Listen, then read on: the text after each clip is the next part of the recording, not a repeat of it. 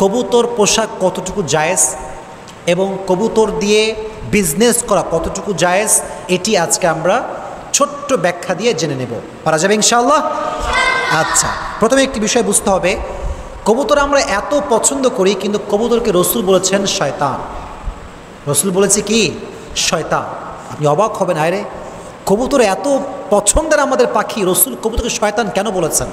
হাদিসে আছে রসুল বলেছেন কবুতর হচ্ছে শয়তান। এটার একটা ব্যাখ্যা আছে। আগে আমরা জানি যে কবুতর পোষা কতটুকু জায়েজ। প্রথমে বলছে এই কথা যে কবুতর পোষা এটা সম্পূর্ণরূপে জায়েজ এবং কবুতর দিয়ে বিজনেস করা হালাল ওয়েতে এটা জায়েজ। তবে কবুতর দিয়ে যদি কেউ, কোনো ব্যক্তি, মনে রাখবেন একটি বিষয় এবং এটি একটি মাসআলা, সেটি হচ্ছে এই যে কবুতর দিয়ে খেলাধুলা করা মাকরুহ।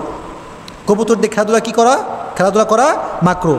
আর যদি কবুতর দিয়ে কেউ লটারি উড়ায়, মানে লটারি করে কবুতরের মাধ্যমে, তাহলে তার সাক্ষ্য গ্রহণ করা হবে না। এটি ইমাম নববী রহমতুল্লাহ আলাইহি বর্ণনা করেছেন। এখন কথা হচ্ছে কবুতর দিয়ে বিজনেস করা আসলে কতটুকু জায়েজ? এটা নিঃসন্দেহে জায়েজ, তবে বিজনেস এটা মাপ কাঠি হতে হবে এরকম যে আপনি পুষার মাধ্যমে যতটুকু আপনার খরচ হয়েছে অধিক লাভ করতে পারবেন না।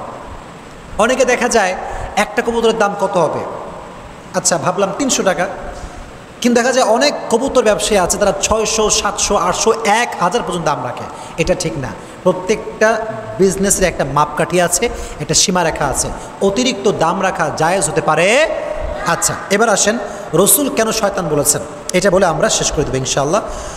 রসুল একবার এসে দেখলেন যে একজন ব্যক্তি কবুতর দেখে ছুটতেছে, মানে কবুতর যায় যেদিকে সেও যায় সেই দিকে।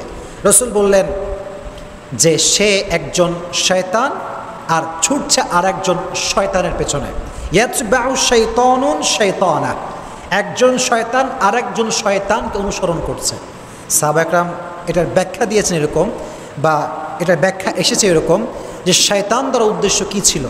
এটার উদ্দেশ্য হচ্ছে এরকম, যেহেতু কবুতর ওই মানুষটাকে অহেতুক কাজে লিপ্ত করে দিয়েছে এবং আল্লাহর জিকির থেকে গাফেল করে দিয়েছে, সে এতটা কবুতর নিয়ে ব্যস্ত হয়ে গিয়েছে, নামাজ কালামের কোনো খবর নাই, কোরআন তেলাওয়াতের কোনো খবর নাই। তাই রাসূল বলছেন যে একজন শয়তান আর একজন শয়তানকে অনুসরণ করছে। দ্যাট মিন্স এটা শয়তান দ্বারা উদ্দেশ্য ওই শয়তান না, বরং এটা হচ্ছে দুনিয়ার মোহে ব্যস্ত করে দিয়েছে, আখিরাত থেকে গাফেল করে দিয়েছে। এজন্য দেখবেন অনেক লোক আছে এরকম যে এত বেশি পাখি প্রেমিক যে পাখির প্রেমে পড়ে আব্বা আম্মার সঙ্গে কথা কয় না, নামাজ কালামও পড়ে না, খালি পাখি আর পাখি। এটা ঠিক না।